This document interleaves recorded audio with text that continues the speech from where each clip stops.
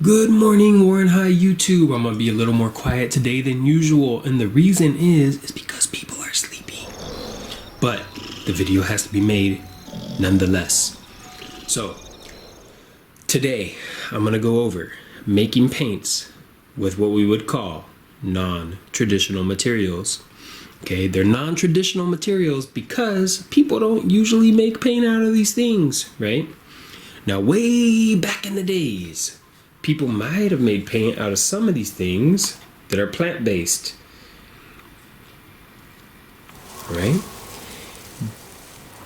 A long time ago, people made paint from plants, from berries, from soil, from rocks, from minerals, things that were from the earth because, well, that's all we had. But of course, nowadays, people make things out of all kinds of artificial materials, still using some things from the earth, but they synthesize them, they break them down, they turn them into other things, and that's how they can make paints as we know them. So when you're using acrylic, right? When you're using oil paints, when you're using tempera, right? That involves a different kind of process. What we're going to do is we're going to get back to the bare basics of making some paint. So I've got a lot of different materials out here today, guys, and these are just to give you some ideas of what might be possible. Okay, you could use a lot of different things. Here, I'm using some plants from outside, some weeds, right? I'm using a piece of kale, some flowers. I have pomegranate flowers in there too, some grass. I have a bag of tea. I have some spices from the cabinet, some pepper. I have coffee. Last but not least, everybody's favorite, candy. Bum, bum, bum, bum. So I have a variety of different candies here. You can try any candies that have a lot of color, because they have an artificial food coloring giving them that color. And a lot of you have eaten candy and you get that candy tongue syndrome where your tongue might turn blue or green or yellow or whatever. Well, that's because of the artificial food coloring. So we're going to use that to our advantage, and we're going to make a paint out of that and see how that goes. Oh yeah, one more thing. I can't leave out dirt. Doo-doo-doo-doo. Yeah, I got some dirt. So I'm gonna play around with these, and we'll see how things go. Okay, so I brought out some hot water. Now, don't do anything that's gonna hurt yourself, but hot water will probably activate colors a lot faster and easier than cold water. Could be hot water from the tap. You could turn the water up all the way, get some hot water out of there. You could microwave some water for a minute or so, not much longer. You don't want it to be super hot. This water's already been sitting, it's been boiled, but it's been sitting. So I'm gonna show you guys, some of these things are gonna do this automatically. Some of these things are gonna be a little more slow for them to do their thing. And that's why I got a variety of different cups and plates out here and everything. I got these little bowls. They're a nice shallow little bowl, give me a good surface. I got those glass mason jars out there. And I got some coffee mugs. Any of those kinds of things would work, especially if you're working with hot water. You don't want something that's gonna melt. And it shouldn't be that hot anyways. But I'm gonna go ahead and jump into this and we'll see how things go. And because then you guys can see that, I'm going to be able to smash the plants in the flat one a little bit easier. So here we go. I'm going to open up some lemon heads. Okay. So what colors do they got in here that I could use? I'm going to throw red in there. I'm going to throw 2 reds in there. There we go. And while that one is soaking and doing its thing, I'm going to go ahead and move on to something else. So I'm going to try a gobstopper. And for this gobstopper, I'm going to go for a color that's kind of more rare in the candies that I'm looking at here. and that's going to be purple. Throw that purple in there now. Okay, I'm gonna bring another jar out. I'm gonna open the M&Ms because I know that they have a lot of color on them. I'm gonna take some blues, throw them in there. Add a little bit more. Okay, folks, everything's all cleaned up. As you can see, I added one more color in there, and that was just from soil. So that's the one over there, the jar on the far right.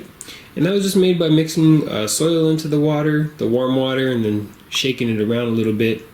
So right now, I didn't obviously use everything that I had out here, but these were just to give you some ideas of what might make colors for you. The next step, what I want you guys to do is I want you guys to experiment with your colors. Now, I know that not everybody's going to have a brush. If you wear makeup, you probably have some brushes, but you might not want to use them. But maybe you have an old one you could mess with. Any brushes will work, whatever you guys have. If you have a brush from a watercolor set, you could use that. If you have an old brush laying around, maybe a smaller kind of painting brush, you could use that. Right? So this kind of thing would work. Here are some old brushes that I had sitting around. This is the one that I think a lot of you guys are going to have that will probably work out okay. Q-tips. Right? Pretty basic material. Another thing you can experiment with is making a brush out of paper towel. So the other thing is, if you experiment with something, I want you to write down what it was. I want you to document that. So the first phase of this, I want you to paint with your colors, try them out, and then write down what it was made out of, just so you have that. And this is what you're going to be turning in. You're going to turn in a piece of paper with this documentation. You're going to turn in a photo of that. So, haven't had my coffee yet this morning, so I'm going to start with my coffee. So I'm using my Q-tip, saturating it. Whoa, it's a lot darker in the bowl than it is on the paper. So I might need stronger coffee. So I'm just kind of playing around with some of the elements of art that I am familiar with, right? I'm just making a series of lines. Okay. And it doesn't look like much. It's very soft coloration in my bowl. It's a lot darker. I could add more coffee if I want to affect that. Okay, I'm just writing down coffee. Going next to one of my artificial colors because I want to see how it compares to a natural color of coffee. So this is my M&M, and it turned my water blue. But I have a feeling that this is going to be very light too. So what I'm finding out with this is less water is going to give you a better color. If you have more water, your color is going to be a lot more diluted, meaning that it's not going to be very strong. So you can see that is very weak, a very weak color. So I would probably throw some more M&Ms in there to try to increase my color intensity, or I could also drain off some of my water and then add more M&Ms so that it would give me more of an intense coloration. I'm gonna let that one do its thing. I'm gonna save my brush for that. I'm gonna go ahead and try a natural one. I'm gonna try the natural yellow. So letting your Q-tip soak in the mixture might be a beneficial thing because it can really absorb the color. If you're gonna make something with a paper towel, just rip off a little piece and then roll it up. And roll it up kind of tight. Okay, so there we go. That's pretty alright. Something like that. I'll try it over here in the green. Oh yeah, so as you can see, my green doesn't show at all. So I think I probably need to smash that one with the spoon. I'm gonna come back to my coffee, check out my coffee. So far coffee is doing pretty good. Coffee's the most vibrant of any of them right now. I'm gonna go to the dirt. I'm gonna try the soil out. Seeing the coffee was strong.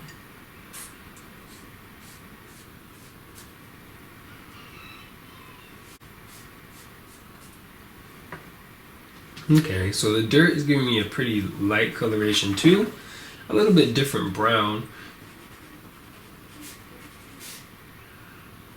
So I'm gonna put soil on there. Oh, well, when I'm seeing the colors next to each other, the blue is definitely a lot more visible.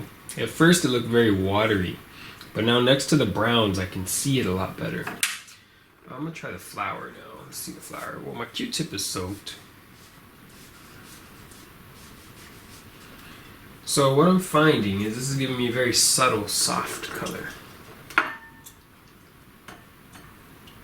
So, like I said, guys, this is my first time doing this. What I'm finding out is it looks like it'd be a lot easier if I use less water. Less water, more of whatever I'm trying to make my color with. The yellow's starting to show up a little bit.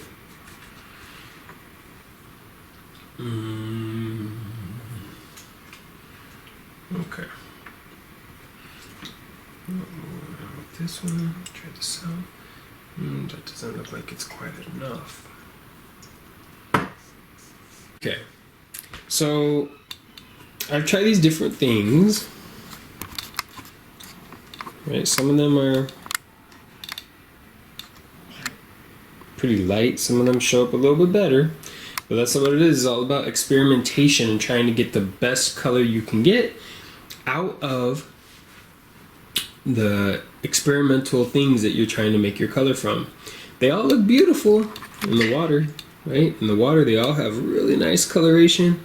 But once I take it and put it on the paper, it's not the same thing. So that's what I'm experimenting with right now and finding out. So what I'm going to do is I'm going to increase the quantities or the amounts of the things that I'm adding in there and see if that makes a difference. And I'm probably going to pour off a little bit of the water too, just so I get a higher concentration of the pigment. And I'll be back. Okay, so I've adjusted a few things. I took out some of the water, added a few more candies. I started mixing candies to see like what could give me a better coloration. And I got some better results. For the M&M, I mixed in some Sour Patch, some other random candies, and it started coming out more vibrant. For the plant-based colors, I think I need more plants. I think that would work. I smushed it some more. It started getting more green for the kale. For some of the other ones, I started squeezing it more too. Like for the flowers, I did that. And I didn't test that one out yet, but I'm running out of Q-tips here. Okay, I'm gonna let it soak a little bit. Take that and put that on there. Let's see. So I was just trying to see if layering it would make a difference. Now my paper's getting pretty saturated. You got to be careful about that. But yeah, I'm seeing more color on it. So remember, this is all experimental. The whole idea is just to get a kind of light coloration that we can use. Now in the end, what we're going to do is we're going to make an artwork using the paints that you guys end up making. So I took my colors, I experimented with them. Now I'm coming in on top and I'm adding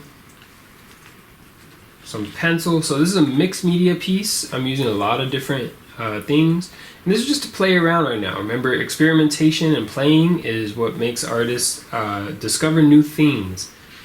So I got my light coloration and it doesn't look that bad. When I add my pencil on top of it, it looks pretty cool. And I get more variety and more detail with my pencil, but that light coloration is still there. So I'm pretty happy with how it's coming out.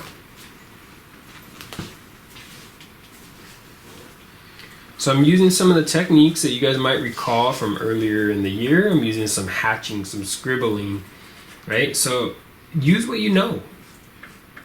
Use those things that you know and keep working on it until it looks like it's finished, right? You don't need to just try to get get it done and get it done fast. Like, spend some time on it, take some time on it, look at it, say, okay, well, what could I do to improve this? Where could I add something to add more visual interest, right? It's not about a sprint. You're not trying to get there fast, right? It's about the marathon. It's about the long run. It's about what you're doing to build this up over time versus just trying to be, I'm done. No, take your time. Add to it slowly. See what you can do and what you can do to make it interesting, right? So here I have my volcano. It's erupting. I have the forest around it, right? I might add a few other things to add more interest. What if I go like this and start adding in some little houses here and there, right? That makes it interesting because now it's telling a story. What's happening?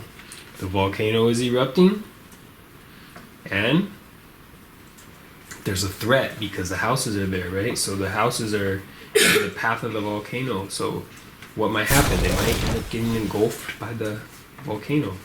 We don't know. But that's a story for another video. Dun dun dun.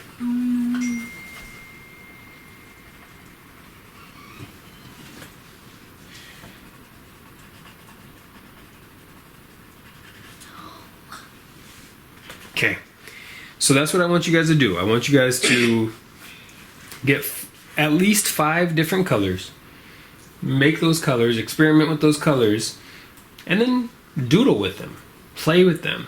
Come back in with another medium, pencil, pen, marker, whatever you guys want to use, and add that to accentuate, to highlight, to bring out details with the coloration underneath. And there you guys go. Have fun.